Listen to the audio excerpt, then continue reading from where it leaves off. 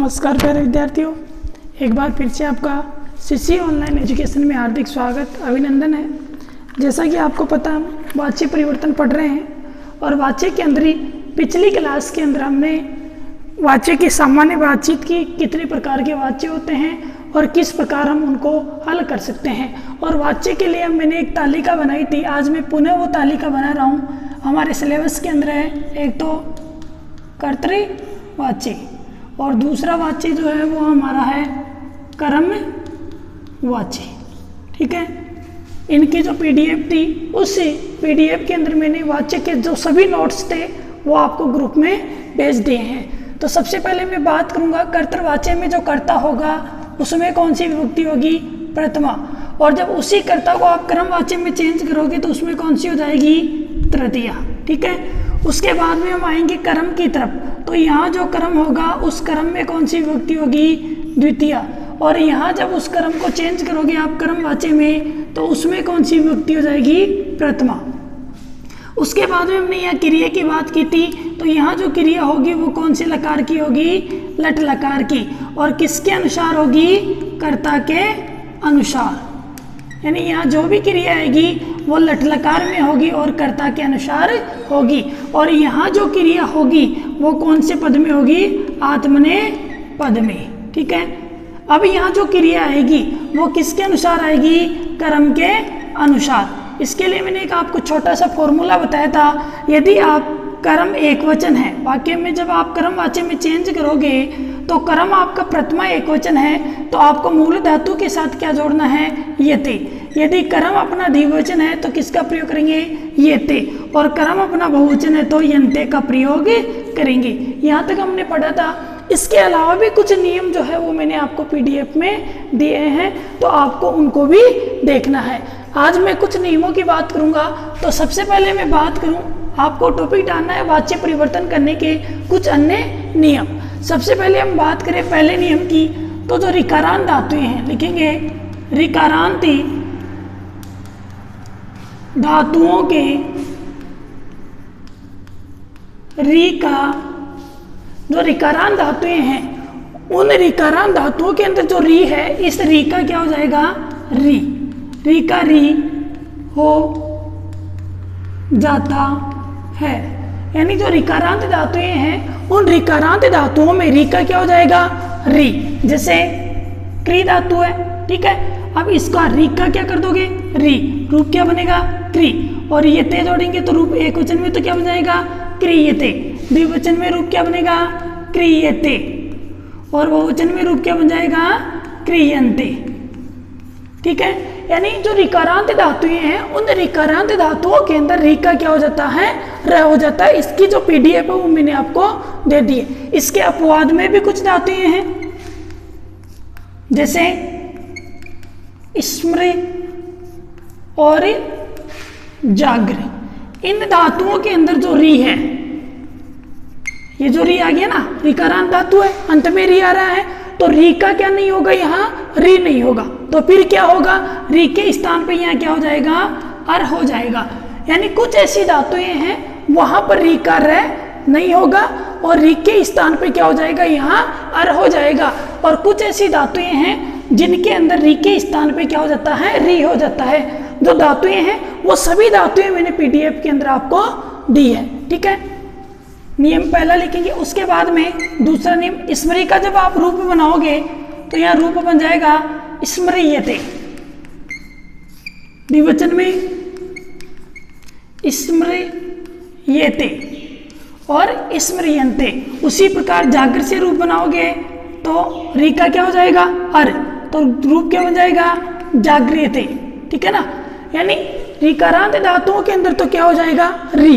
और कुछ ऐसी धातुएं हैं जिनके अंदर री का क्या हो जाएगा, अर हो जाएगा। दूसरा नियम लिखेंगे हम, यह और वह। यानी ऐसी धातुएं जो किससे प्रारंभ हो, ये और वैसे, उनके स्थान पे क्या हो जाएगा, ई और उ। ई और उ हो जाता है। यानी ऐसी धातु जो या तो ये से प्रारंभ हो या फिर वैसे प्रारंभ हो, तो ये के स्थान पर तो क्या कर देंगे, ई, और वह के स्थान पे उ। ठीक है, दूसरा नियम आपको पीडीएफ में दे रखा है। उसके बाद में तीसरा नियम था अपना पृच्छ और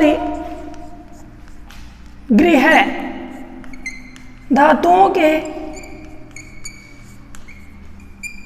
र का री हो जाता है। यानी पृच्छ और ये जो गृह धातु है, इन धातुओं के अंदर ये जो र आ रहा है, इस र के स्थान पे क्या हो जाएगा, री, और अपना रूप क्या बन जाएगा, पृच्छ्यते। यते जोड़ देंगे तो रूप क्या बन जाएगा, पृच्छ्यते। द्विवचन में रूप क्या बनेगा, पृच्छ्यते, और बहुवचन में रूप क्या बन जाएगा, पृच्छ्यन्ते। ठीक है, ये जितनी भी धातुएं हैं जहां पर र का री होगा वो सभी धातुएं आपके पीडीएफ में है। उसके अलावा मैं अगले नियम की बात करूं तो धातु के प्रारंभ में क्या हो, ई और उ, यानी ऐसी धातुएं हो जो ई और उ से क्या हो, प्रारंभ हो, तो इनका क्या हो जाएगा वहां दीर्घ। यानी ई और उ से प्रारंभ होने वाली धातुओं का क्या हो जाएगा, दीर्घ हो जाएगा। जैसे नी धातु है तो उसका दीर्घ करोगे क्या बन जाएगा, नीयते। ठीक है ना, नी धातु का क्या हो जाएगा, दीर्घ होकर के नीयते। द्विवचन में रूप क्या बन जाएगा, नीयते, और बहुवचन में रूप क्या बन जाएगा, नीयन्ते।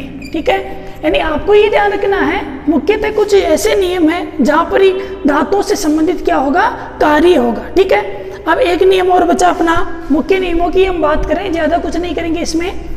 पांचवा नियम कह सकते हैं, यानी जो आकारांत धातुएं हैं, आकारांत धातुओं के आका ई हो जाता है। यानी जो आकारांत धातुएं हैं, उन आकारांत धातुओं के आका क्या हो जाएगा, ई हो जाएगा। जैसे मैं बात करूं स्था धातु की, आकारांत धातु है ना, तो आ के स्थान पे क्या हो जाएगा, ई, और रूप क्या बनेगा, स्थियते। धा धातु की बात करूं तो धा में रूप क्या बनेगा, दीयते। गा की हम बात करें, रूप क्या बनेगा, गीयते। ठीक है ना, पा की हम बात करें, रूप क्या बनेगा, पीयते। यानी जितनी भी आकारांत धातुएं हैं, उन सभी आकारांत धातुओं के अंदर आका क्या हो जाएगा, ई हो जाएगा। क्लियर है।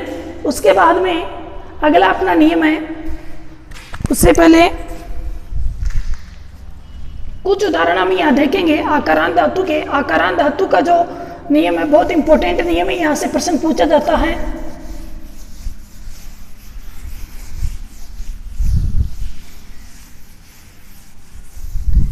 जो नियम है अभी मैंने बोर्ड पे लिखे, इनका पीडीएफ आपको भेज दिया गया है पहले ही। देखिए मैं वाक्य बना रहा हूं, सह फलम ददाति। सह फलम ददाति कौन से वाच्य का है, कर्तृवाच्य का। किस में चेंज करेंगे इसको, कर्मवाच्य में। जब आप इसको कर्मवाच्य में चेंज करोगे तो सह के स्थान पे क्या हो जाएगा, तेन। ठीक है, फलम में कौन सी थी, यहाँ द्वितीय, कौन सी मिलाएंगे, प्रथमा में, नपुंसकलिंग है, क्या बनेगा, फलम। अब ये धा धातु है, आकारांत धातु है ना, तो आ के स्थान पे क्या हो जाएगा, ई, और रूप क्या बन जाएगा, दीयते। अगला वाक्य देखिए हम,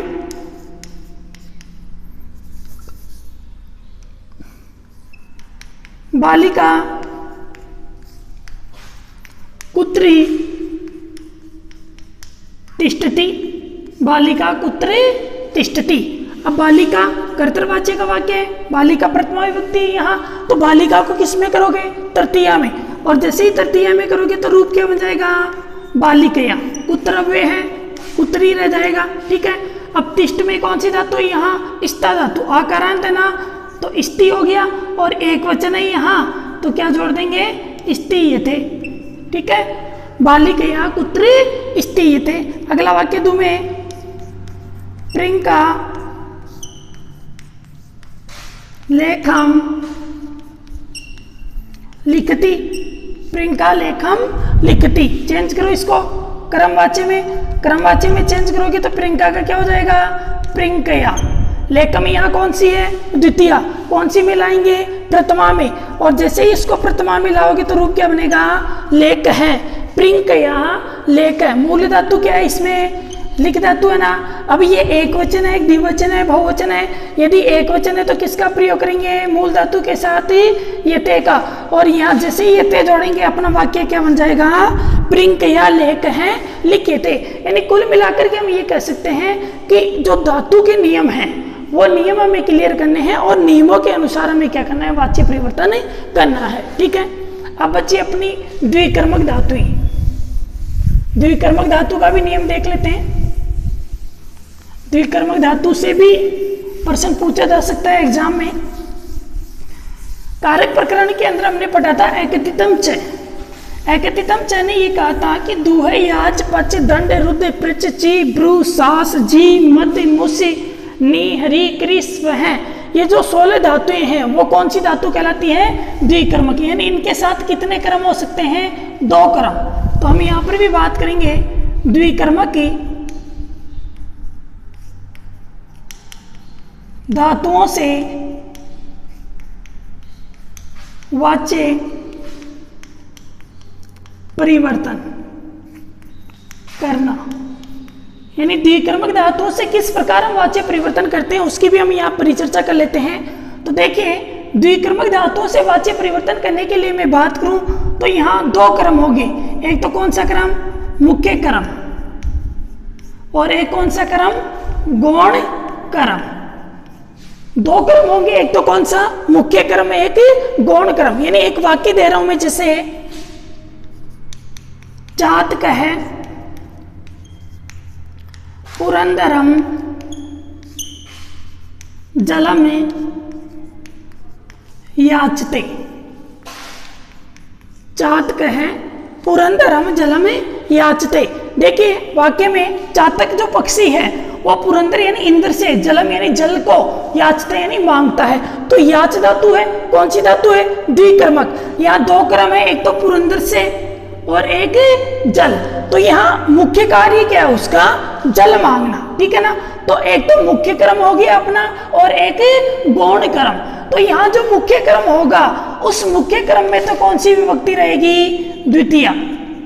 यानी द्विकर्मक धातुओं के साथ। अब ये द्विकर्मक धातुएं कौन कौन सी अपनी ध्यान रखने वाली बात है, पहले पढ़ा दिया गया है। दु है, याची, पची, दंडी, रुद्धि, पृच्छी, ची, ब्रू, सासी, जी मध्य मुस नी हरी कृष वह।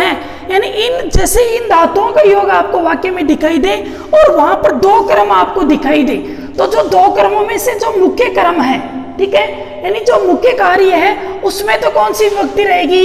द्वितीय। यानी उसमें तो हम कोई परिवर्तन नहीं करेंगे। और जो उसका गौण क्रम है, गौण क्रम क्या है? किससे याचना कर रहे हैं वो? पुरंदर यानी इंद्र से। ठीक है। किसकी याचना कर रहे हैं? जल की। तो जल उसका क्या है? मुख्य क्रम।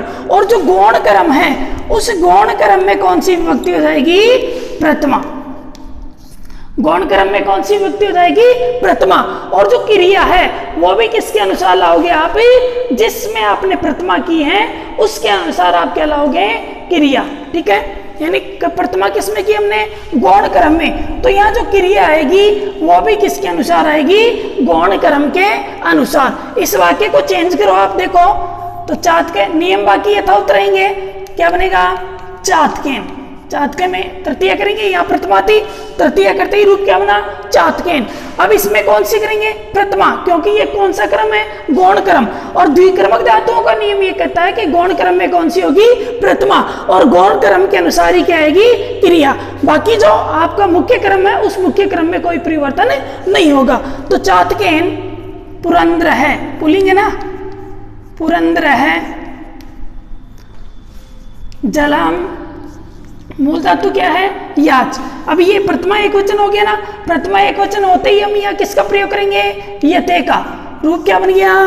चातकेन पुरंद्र है, जलम याचते। क्लियर है? बहुत अच्छा उदाहरण है, एग्जाम में आया हुआ भी है। ठीक है।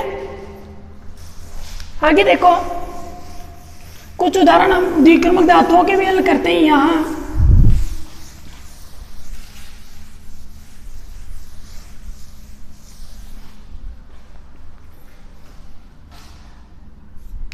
अगला उदाहरण देखो, गोपाल है ग्रामम अजाम नयति।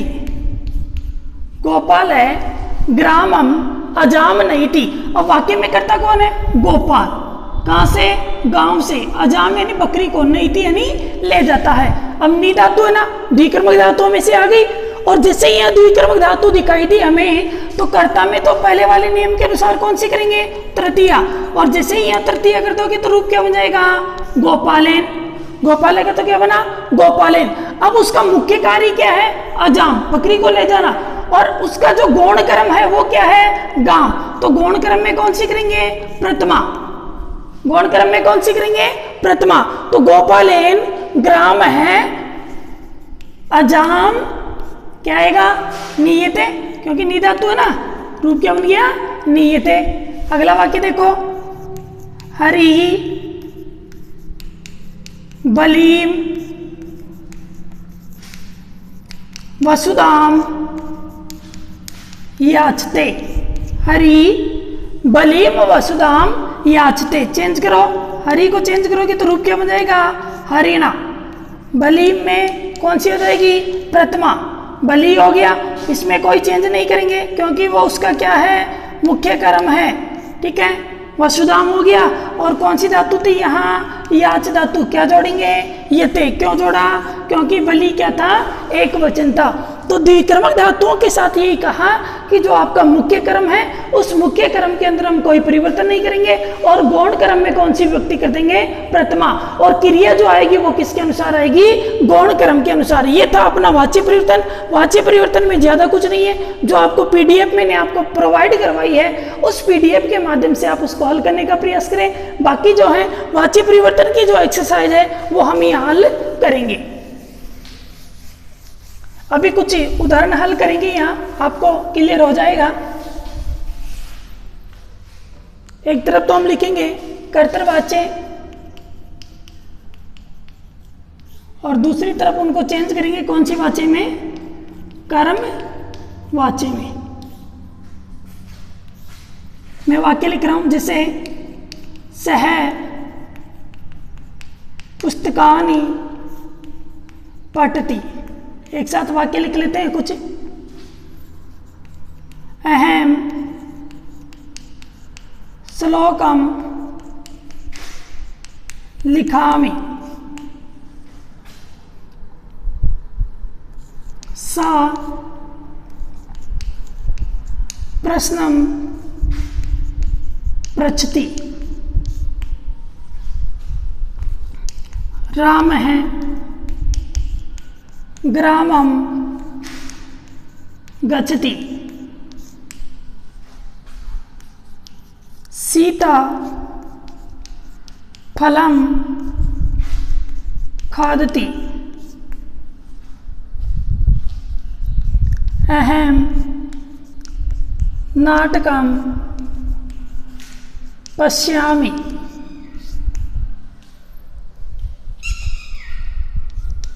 त्वं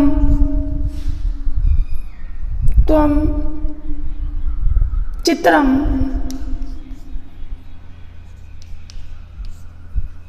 पश्यसि। चेंज करो, इनको चेंज करेंगे। देखिए अपने जो नियम है वो सारे ध्यान में रखे।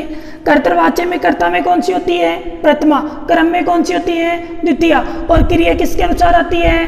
कर्ता के अनुसार। अब इन्हीं नियमों को हम ध्यान रखेंगे क्रमवाच्य में। जब क्रमवाच्य में जाओगे तो इस कर्ता में कौन सी विभक्ति हो जाएगी? तृतीया। कर्ता में कौन सी विभक्ति हो जाएगी? तृतीया। और जैसे ही यहाँ तृतीया करोगे तो क्या बन जाएगा? तेन। ठीक है। अब यहाँ कौन सी है? द्वितीया। किस में लाओगे? प्रथमा में। और जैसे ही यहाँ प्रथमा में लाओगे तो रूप क्या बनेगा? पुस्तकानि। ठीक है। उसके बाद में मूल धातु क्या है? पट धातु है। अब ये एक वचन है, एक द्विवचन है, बहुवचन है, इसका आपको पता लगाना है। तो ये क्या है? बहुवचन है। और जैसे ही बहुवचन है तो हम किसका प्रयोग करेंगे? यहाँ यन्ते का। तेन पुस्तकानि पठयन्ते। उसके बाद में अहम श्लोकम लिखामि। अहम को जब आप चेंज करोगे तृतीया में तो क्या बनेगा? मया। श्लोक पुल्लिंग शब्द है तो अब श्लोक है, श्लोक का क्या हो जाएगा? श्लोक है। अब क्रिया किसके अनुसार आएगी? श्लोक है के अनुसार। प्रथमा एक वचन, तो मूल धातु चेक करो, यहाँ मूल धातु क्या है? लिखी। और प्रथमा एक वचन के साथ किसका प्रयोग करेंगे? यते का। वाक्य क्या बना अपना? मया श्लोक है लिख्यते। उसके बाद में सा को चेंज करोगे तृतीय में तो क्या बनेगा? तया। प्रश्नम का प्रश्न है। अब पृच धातु आ गई ना, री का क्या, सॉरी रे का क्या हो जाएगा? री। और रूप क्या बन जाएगा? पृच्छ यते। उसके बाद में देखो अगला, राम है ग्रामम गच्छति, तो राम को क्या करोगे? चेंज करेंगे तृतीय में, क्या बना? रामेण। ग्रामम का क्या हो जाएगा? ग्राम है। रामेण ग्राम है। मूल धातु क्या है? गम। ये एक वचन है ना, किसका प्रयोग करना है हमें? यते का। वाक्य क्या बना? रामेण ग्राम है गम्यते। उसके बाद में सीता फलम खादति, सीता को चेंज करोगे क्या बन जाएगा? शीतिया। फलम का फलम, मूल धातु क्या है? खाद। यते जोड़ देंगे, रूप क्या बन गया? खाद्यते। ठीक है ना। उसके बाद में अहम नाटकम पश्यामि, कर्ता कौन है? अहम। अहम को तृतीय में करोगे तो क्या बनेगा? मया। नाटकम नपुंसकलिंग है, तो कर्म में नपुंसकलिंग, यहाँ प्रथमा एक वचन हो गया। ठीक है। अब ये उसमें मूल धातु क्या है? दृश्य धातु। किसका प्रयोग करेंगे? यते का। वाक्य क्या बना? दृश्यते। उसके बाद में है त्वम चित्रम पश्यसि, तो त्वम के स्थान पे क्या होगा? त्वया। चित्रम के स्थान पे चित्रम, नपुंसकलिंग है ना, और दृश्य धातु है मूल, और यते का प्रयोग कर देंगे, क्या बन जाएगा? त्वया चित्रम दृश्यते। तो कुल मिलाकर के यही कह सकते हैं कि वाच्य परिवर्तन के अंदर आपको सबसे ज़्यादा एक्सरसाइज हल करने की आवश्यकता है। फिर भी कोई दिक्कत हो तो आप कमेंट बॉक्स में उसके बारे में लिखें, और भी आपको उसके बारे में समझाया जा सके। आपसे यही निवेदन है कि आपके पास जो भी सहायक सामग्री वाच्य परिवर्तन से संबंधित है, उनके अंदर सभी एक्सरसाइज आप हल करने का प्रयास करें। मैं ये मानता हूँ कि यदि आप जो अपनी छोटी सी जो तालिका थी उसके अनुसार भी आप वाच्य परिवर्तन हल करते हो तो आपका वाच्य परिवर्तन गलत नहीं होगा। अगली क्लास के अंदर हम या तो प्रत्यय से शुरू करेंगे या फिर समास से शुरू करेंगे। धन्यवाद।